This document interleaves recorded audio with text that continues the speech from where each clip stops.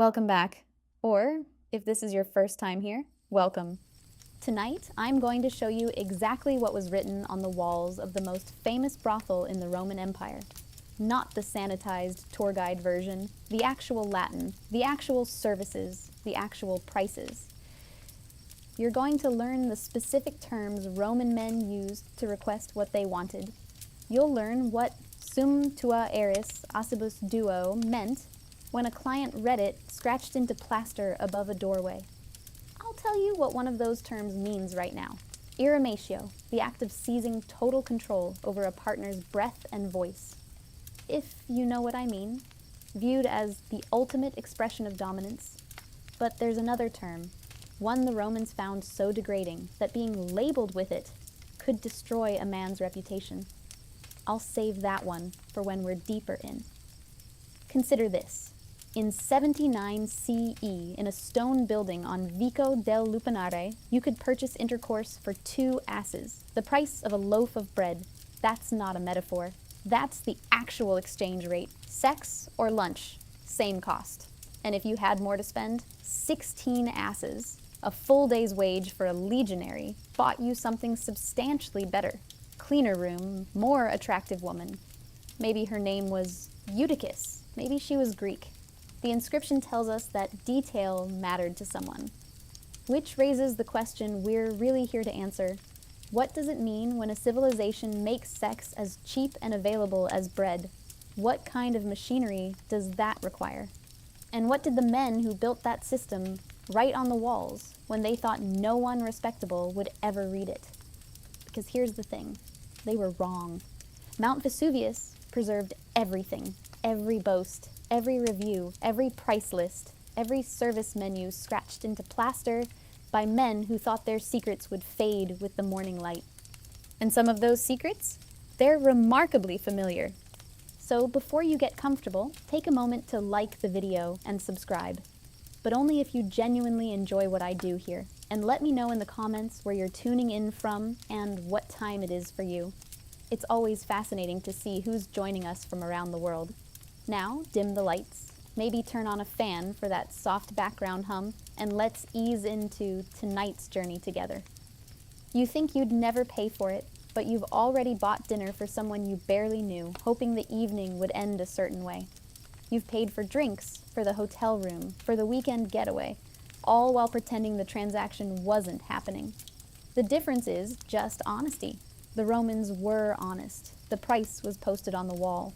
No one pretended it was anything other than what it was. So let's be honest together. You're walking through Pompeii in the summer of 79 CE. The afternoon heat has finally broken and the city is coming alive for the evening. You've got money in your purse. Let's say you're a merchant, in town on business. Your cargo of Spanish olive oil safely warehoused near the port. You've done well. The dinner meeting with your factors went smoothly. Now you have an evening to yourself, and you're not interested in going back to your rented room alone. Everyone knows where to go. You don't even have to ask. You just follow the late afternoon foot traffic, moving through the secondary streets, away from the forum, into the neighborhoods where the wine shops and cookhouses cluster. The streets narrow. The pavement under your feet is volcanic stone, worn smooth by decades of cartwheels and sandals. And then you see it, unremarkable from the outside, no sign, because everyone knows what it is. Just a narrow entrance on Vico del Lupanare, stone walls, 2 stories. This is the Lupanare Grande, the great wolf den, the only purpose-built brothel in the city. You step inside. The smell hits you first. It's a compound scent. Unwashed bodies, yes, but also the thick, rancid smoke of olive oil lamps that have been burning for hours, coating the upper walls in black soot. There's the metallic edge of cheap wine cut with seawater to stretch it further. And underneath it all, the unmistakable odor from the latrine located directly under the wooden staircase, to your left. The workers and the management tried to mask it. You catch hints of rose oil, myrrh, something floral and cloying that's turned slightly rancid in the heat. It doesn't really work, but you're not here for the ambiance. The corridor is narrow, maybe 8 feet across, dim. The only light comes from small clay oil lamps set to niches. their flames flickering and casting shadows that move across the walls. And those walls, let's pause here, because this is where it gets interesting. Those walls are covered in writing, hundreds of inscriptions, scratched into the plaster with a stylus, a knife, a fingernail. Some are crude stick figures, some are just names, but most are statements, records, reviews from men just like you who stood in this corridor and decided they wanted to leave their mark. Hic futui, one reads, here I fucked. You see that phrase repeated a dozen times. It's the Roman equivalent of a signature. The baseline assertion, I was here, I did this, I am a man. But others are more specific. Hermeros, hic futuit cum Philetero et Caphiso. Hermeros lay here with Phileteris and Caphisus. 3 names. Were they friends? Business partners?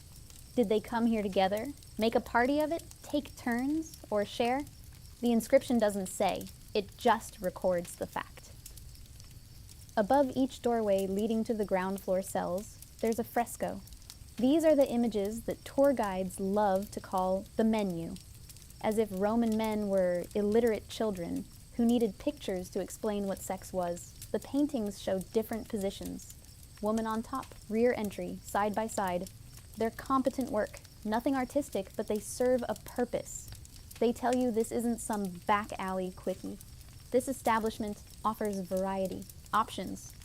You see the prices scratched next to some of the doors. Sum tua eris assibus duo.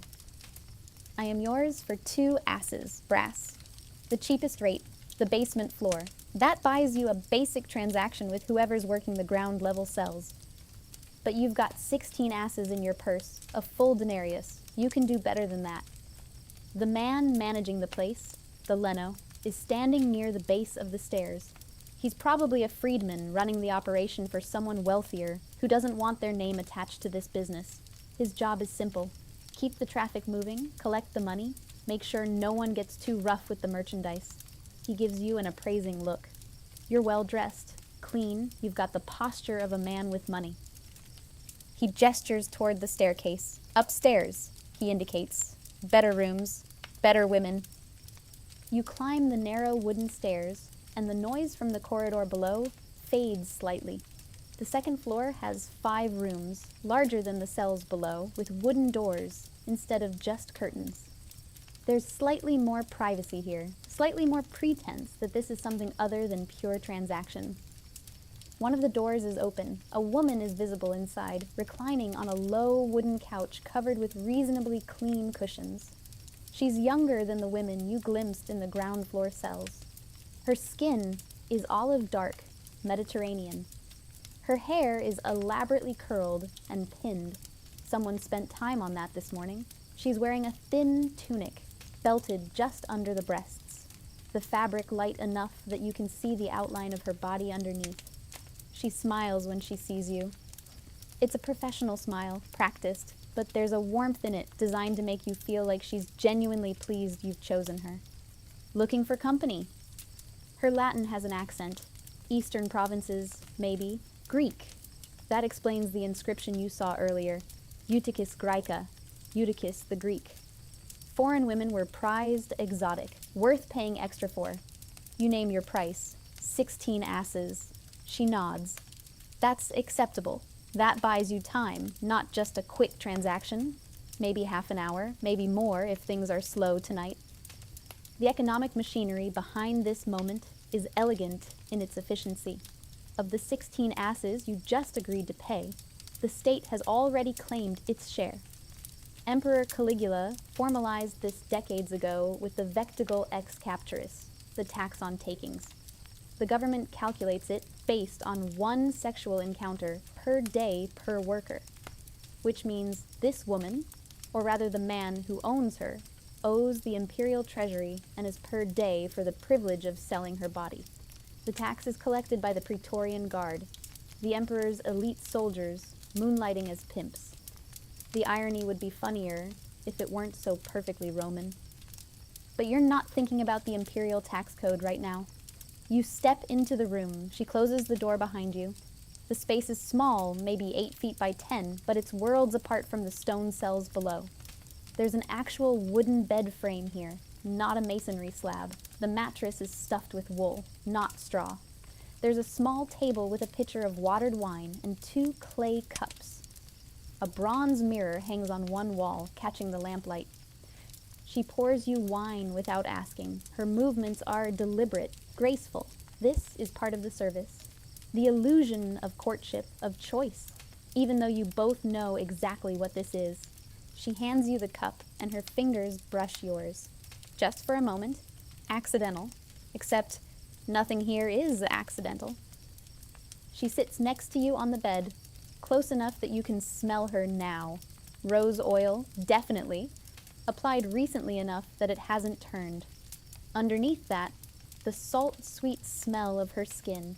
She's wearing a scent, but she's also clean. That's worth paying for. The women downstairs? By the 8th or 10th client of the day, there's no pretending. She asks where you're from. What brings you to Pompeii? She's good at this. She makes the conversation feel natural, like you're 2 people who just happened to meet, not a transaction that started the moment you walked in the door. Her hand rests on your thigh, light pressure, patient. And here's the thing about the upper floor of the Lupanare. You're paying for the fantasy that she wants this, that she chose you, that when she leans in close, her breath warm against your ear, as she whispers what she's going to do to you, it's because she finds you attractive, not because you've got a denarius in your purse. The Romans had very specific terms for what you could request. The standard, the baseline that everyone understood, was futurio, intercourse, straightforward. The verb futuere was aggressive, active. It's what most men scratched on the walls downstairs. But if you wanted something else, you used different words. Pedicatio, the act of rear entry. For the Romans, this wasn't about preference. It was about power. The active partner maintained his status as a man. The passive partner, whether male or female, accepted the submissive role. You could request this. She would comply. The price was the same, though some women charged extra for it. Irumatio.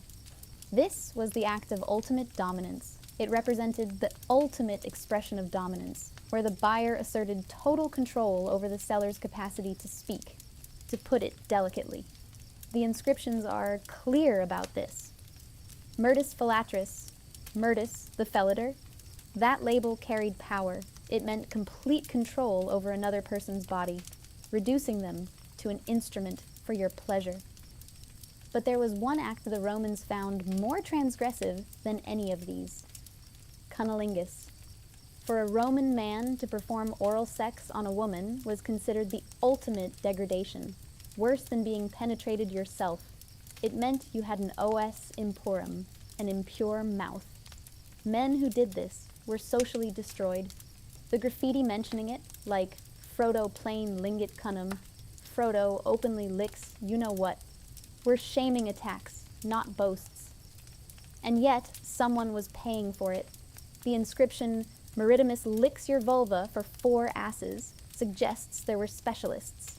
Men who had nothing left to lose, or men who had discovered there was a market for it. Maybe they catered to women. Maybe they catered to men who wanted mutual pleasure, not just dominance. The historical record doesn't explain. It just preserves the fact that in the economy of Roman sex, even this had a price. Let's pause here, because what's remarkable about these inscriptions isn't the depravity. Humans have always been human. What's remarkable is the honesty, the complete absence of pretense.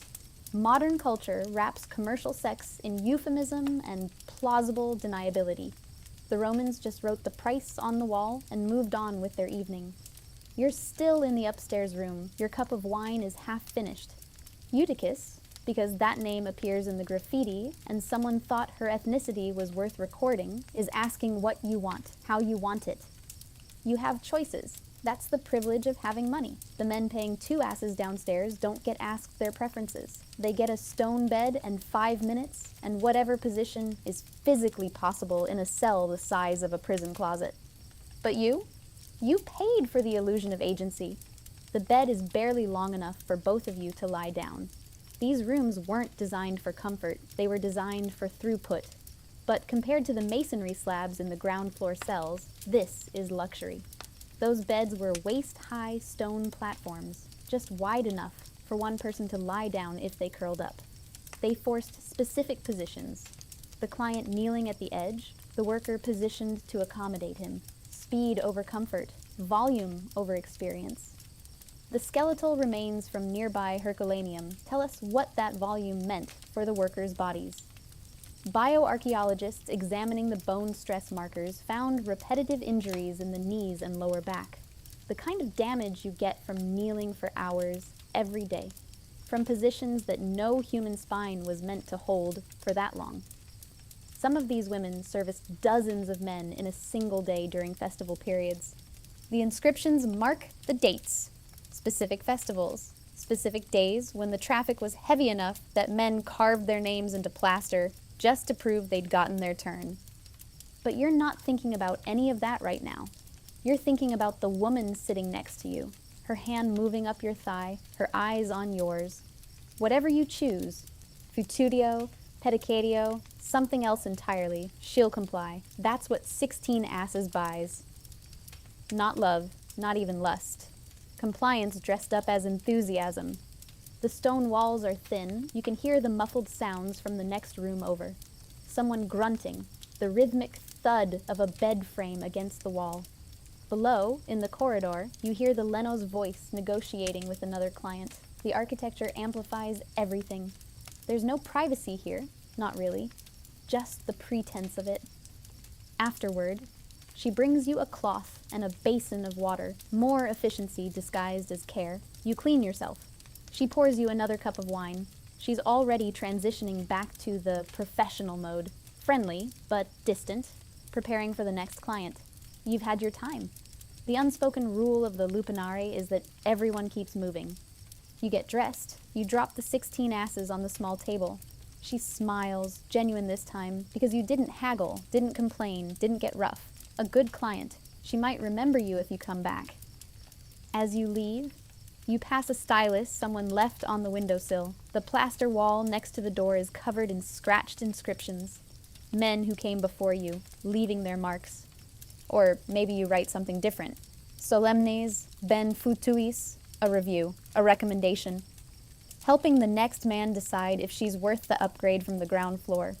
Or maybe, and this is the one that survived in the archaeological record, the one that makes you wonder about the man who wrote it, maybe you write, Vibius restitutus sa haec solus dormivit et urbanum suam desiderabat. Vibius restitutus slept here alone and missed his darling Urbana. A soldier, probably, far from home, far from whoever Urbana was, wife, lover, someone real. He paid for the room, but he couldn't go through with it, so he just slept. And in the morning, overcome with loneliness, or guilt, or simple honesty, he scratched his truth into the plaster. That inscription survived 2,000 years. Mount Vesuvius preserved it when the mountain buried the city under volcanic ash just a few weeks or months later. Everything else, the smell, the sounds, the lamplight, the weight of a woman's body against yours, all of that is gone, but the words remain. The Lupanare wasn't the only option, of course. If you had real money, not 16 asses, but hundreds of sestertii, you didn't come here at all. You went to a private villa, a place like the House of the Centenary, where a separate wing had been converted into a discreet entertainment suite. Frescoes on the walls by actual artists, not the competent hacks who painted the Lupanare's position guides. Dining couches, garden access, space to breathe and move and pretend this was courtship, not commerce. The women there weren't slaves chained to a stone bed by debt and ownership. They were meretresses, courtesans. Some were freed women who managed their own bookings. They could turn down clients. They could set their own rates. They could leave if they wanted to, theoretically. Though the legal status of infamia followed them everywhere. Once a prostitute, always a prostitute, in the eyes of Roman law. The senators and their sons couldn't marry them. They couldn't accuse a freeman of a crime in court. They were required to wear the toga, a male garment, or a short tunic that marked them as outside the protection of respectable womanhood. But at least they had choices. At least they got to keep more than the bare minimum required to survive. One graffito records a transaction at that level. Spent 105.5 sestertii most agreeably on harlots. That's the equivalent of more than 400 asses. It represents nearly a third of a soldier's annual disposable income, blown in a single night. What did that buy? Multiple women, certainly. A banquet, premium wine, entertainment, music. The fantasy of being a Roman aristocrat, even if you were just a merchant or a military officer on leave. The contrast is the point. The Roman sex trade ran on stratification. It offered something for everyone, at every price point. 2 asses bought you release. 16 asses bought you the illusion of desire. 400 sestertii bought you the fantasy of being loved. But they were all the same transaction, just different packaging. The machinery that made this possible was vast and mostly invisible. You, walking into the Lupanare with your 16 asses, weren't thinking about where Eutychis came from, but someone acquired her. Probably the slave markets near the frontiers, Thrace, Syria, Gaul, places where war and debt and desperation created a steady supply of bodies to feed the brothels of Rome and Pompeii and every other city in the empire. The system was self-sustaining. It generated its own supply, and the state took its cut at every step. This is where the Roman genius for bureaucracy really shines.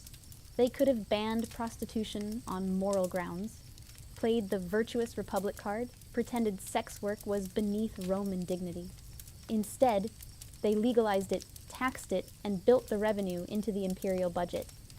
The vectigal ex-captures alone generated substantial income for the state. Add in the taxes on the buildings themselves, the licensing fees for the linones, and the indirect revenue from all the wine and oil and bread consumed by the workers and clients, and you've got an economic pillar. The state was the ultimate pimp. It just used bureaucracy instead of violence to take its percentage. The moral framework that justified this was elegant. Prostitution prevented worse crimes. It gave men an outlet that didn't involve seducing other men's wives or daughters. Cato the Elder, that paragon of old Roman virtue, famously praised a young man for visiting a brothel instead of pursuing a respectable woman. The brothel protected the social order. It kept male desire contained and channeled in a way that didn't threaten the legitimacy of inheritance or the sanctity of marriage. The women who worked there, they were already outside the social order. Slaves had no legal personhood to lose.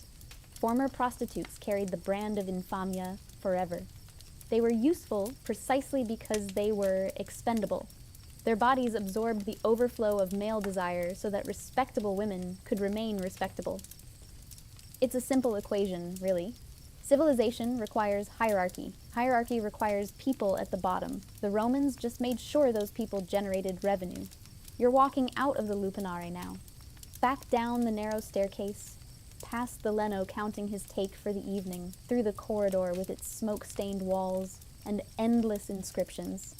The street outside is cooler now. The sun has fully set. The city is shifting into its nocturnal rhythms. The taverns filling up, the wine shops doing brisk business, the vendors selling hot food from portable braziers.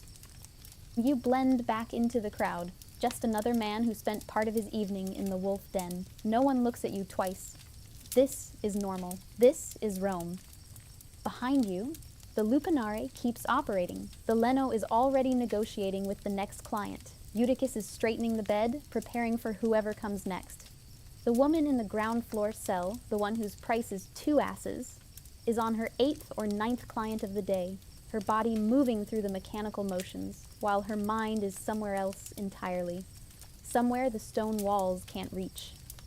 The lamps burn down, the smoke rises, the inscriptions accumulate on the walls, layer upon layer of men asserting their presence, their masculinity, their transaction. And in a few weeks, maybe a month, the historical record isn't precise, Mount Vesuvius will erupt. The ash will fall, the city will be buried, and everything will stop. When archaeologists excavated the Lupanare in the 19th century, they found it essentially intact. The stone beds still in their cells, the frescoes still visible on the walls, though faded. And the graffiti, over 120 inscriptions cataloged and preserved. The scholars who first translated them were shocked. They'd studied Ovid and Virgil, the cleaned-up literature of the Roman elite. This was something else. This was the raw voice of the street, the unfiltered record of what men actually did when no one respectable was watching. What we're left with is a paradox. The volcano that killed the city preserved the evidence that no one was supposed to remember. The scratches in plaster that should have faded in the next rainstorm became permanent record.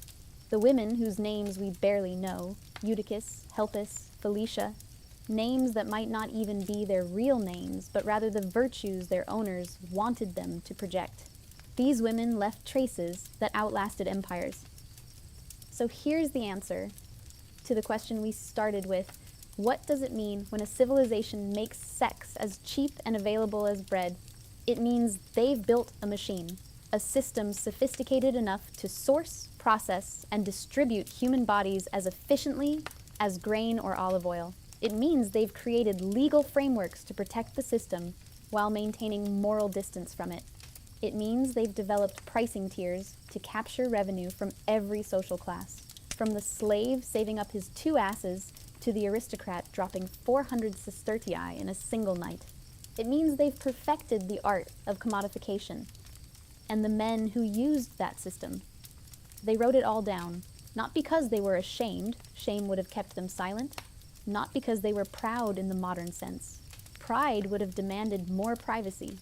They wrote it down because for them, this was simply part of life, as normal as buying bread, as casual as a business transaction. Hic futui. Here I took my pleasure. 3 Latin words that survived 2,000 years to tell us something uncomfortable about the past, and maybe something uncomfortable about ourselves. The machinery changes, the legal frameworks evolve, the language shifts, but the transaction remains remarkably familiar. We still buy and sell, we still negotiate and rationalize, we still build systems that let us pretend we're not doing exactly what we're doing. We've just gotten better at the euphemisms. The Romans, at least, had the honesty to write the price on the wall.